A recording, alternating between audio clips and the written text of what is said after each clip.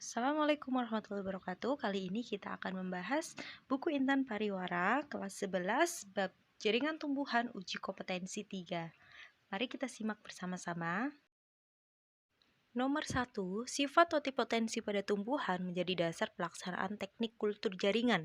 Manakah pernyataan berikut yang tepat mengenai sifat totipotensi pada tumbuhan?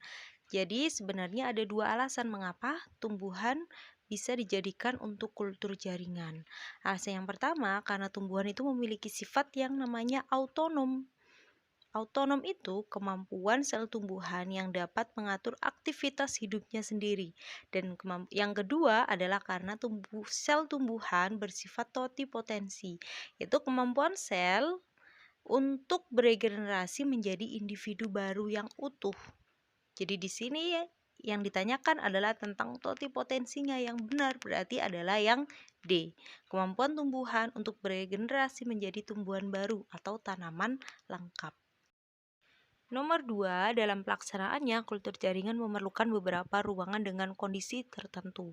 Salah satunya ruangan steril dengan suhu dan penyinaran yang terkontrol. Ruangan tersebut difungsikan untuk, kita bahas satu persatu. Yang A, membersihkan peralatan laboratorium yang akan digunakan. Berarti ini adalah tahapan sterilisasi.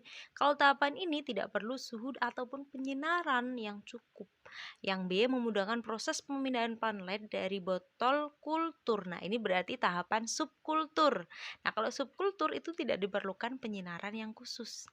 Yang C, sterilisasi eksplan sebelum ditanam pada media. Ini juga bukan, ini tahap awal. Justru di sini dibutuhkan suhu yang tinggi supaya bakteri atau jamur mati.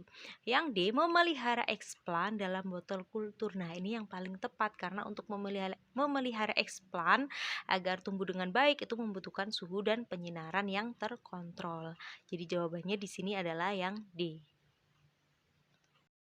Nomor 3, bahan berikut yang ditambahkan dalam medium kultur jaringan sebagai pemadat adalah, jadi medium kultur jaringan itu jenisnya ada dua, ada yang media padat dan ada juga yang media cair. Untuk yang media padat, kenapa bisa memadat? Karena ada tambahan dari agar-agar. Tapi di sini bukan agar-agar yang biasa kita makan ya. Di sini agar-agarnya yang masih murni. Jadi pakai agar-agar yang masih murni. Belum ada pewarna dan lain-lain. Jadi jawabannya adalah yang A. Nomor 4, Juwita akan memperbanyak tanaman hortensia dengan teknik kultur jaringan. Tindakan yang dilakukan pertama kali adalah memasukkan medium kultur jaringan ke dalam autoklaf dan memanaskannya menggunakan uap panas bersuhu 140 derajat Celcius dan bertekanan 1 atm. Tahapan yang dilakukan Juwita dinamakan, jadi tahap awal itu pasti semua alat-alat yang digunakan dan medianya sendiri yang berupa agar-agar tadi itu harus disterilisasi dulu dengan suhu yang tinggi, yang fungsinya untuk mematikan bakteri atau jamur yang berada di alat-alat dan medianya. Jadi jawabannya di sini adalah yang A. Nomor 5, perhatikan pernyataan-pernyataan berikut. Kekurangan dari perbanyakan tanaman dengan teknik kultur jaringan terdapat pada pernyataan. Jadi yang nomor 1, memerlukan tempat luas. Bukan ya, karena kultur jaringan justru memerlukan tempat lebih sempit. Yang kedua, memerlukan keahlian khusus. Nah, ini benar sekali. Jadi, tidak sembarang orang bisa melakukan kultur jaringan. Yang ketiga, memerlukan aklimatisasi ke lingkungan luar. Nah, ini juga betul.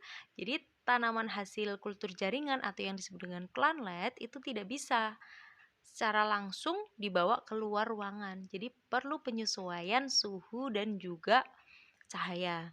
Yang keempat, bibit tanaman yang dihasilkan tidak seragam. Salah di sini, justru bibit yang dihasilkan akan seragam dan sama persis dengan induknya. Jadi jawabannya di sini adalah yang C, 2 dan 3. Nomor 6, perhatikan beberapa sumber eksplan berikut. Bagian tumbuhan yang paling baik digunakan sebagai eksplan tanaman kultur jaringan ditunjukkan oleh angka. Jadi untuk eksplan yang bisa kita gunakan untuk kultur jaringan, syaratnya di sini adalah jaringan yang bersifat meristematik atau masih aktif membelah. Nah, contohnya bisa menggunakan ujung akar, kemudian ujung batang, bisa juga menggunakan buah yang masih muda, bisa menggunakan polen atau serbuk lari, kemudian bisa juga menggunakan kepala putik. Nah, berarti di sini jawaban yang paling tepat adalah 1 dan 2. A.